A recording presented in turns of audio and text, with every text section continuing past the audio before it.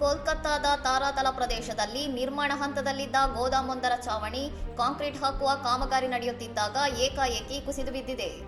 ಈ ಭೀಕರ ದುರಂತದಲ್ಲಿ ಕನಿಷ್ಠ 3 ಕಾರ್ಮಿಕರು ಸ್ಥಳದಲ್ಲೇ ಮೃತಪಟ್ಟಿದ್ದು 18ಕ್ಕೂ ಹೆಚ್ಚು ಮಂದಿ ತೀವ್ರವಾಗಿ ಗಾಯಗೊಂಡಿದ್ದಾರೆ. ಅವಶೇಷಗಳಡಿಯಲ್ಲಿ ಇನ್ನೂ 18 ಕಾರ್ಮಿಕರು ಸಿಲುಕಿರುವ ಶಂಕೆ ಇದ್ದು ಅವರನ್ನು ಹೊರತೆಗೆಯಲು ಸೇನೆ, ಎನ್ಡಿಆರ್ಎಫ್ ಮತ್ತು ಪೊಲೀಸರು ಜಂಟಿ ಕಾರ್ಯಾಚರಣೆ ನಡೆಸುತ್ತಿದ್ದಾರೆ. ಮುಖ್ಯಮಂತ್ರಿ ಸುವೇಂದ್ರ ಅಧಿಕಾರಿಯವರು ತಕ್ಷಣವೇ ಘಟನಾ ಸ್ಥಳಕ್ಕೆ ಭೇಟಿ ನೀಡಿ ರಕ್ಷಣಾ ಕಾರ್ಯದ ಪರಿಶೀಲನೆ ನಡೆಸಿದ್ದಾರೆ ಹಾಗೂ ಗಾಯಾಳುಗಳಿಗೆ ಎಸ್ಎಸ್ಕೆಎಂ ಆಸ್ಪತ್ರೆಯಲ್ಲಿ ಚಿಕಿತ್ಸೆ ಕೊಡಿಸಲಾಗುತ್ತಿದೆ. ಮುನ್ನೆಚ್ಚರಿಕಾ ಕ್ರಮವಾಗಿ ಕೋಲ್ಕತ್ತಾ ನಗರದಲ್ಲಿ ಸದ್ಯ ನಡೆಯುತ್ತಿರುವ ಎಲ್ಲ ನಿರ್ಮಾಣ ಕಾಮಗಾರಿಗಳನ್ನು ಜುಲೈ 31ರವರೆಗೆ ಸ್ಥಗಿತಗೊಳಿಸುವಂತೆ ಮುಖ್ಯಮಂತ್ರಿ ಕಟ್ಟುನಿಟ್ಟಿನ ಆದೇಶ ನೀಡಿದ್ದಾರೆ. ಪ್ರಾಥಮಿಕ ತನಿಖೆಯಲ್ಲಿ ಮಹಾನಗರ ಪಾಲಿಕೆಯು ದೋಷಪೂರಿತ ಕಟ್ಟಡ ಯೋಜನೆಗೆ ಅನುಮೋದನೆ ನೀಡಿರುವುದು ಪತ್ತೆಯಾಗಿದ್ದು ನಗರದ ಎಲ್ಲ ಕಟ್ಟಡಗಳ ವಿಶೇಷ ಆಡಿಟ್ಗೆ ಸೂಚಿಸಲಾಗಿದೆ.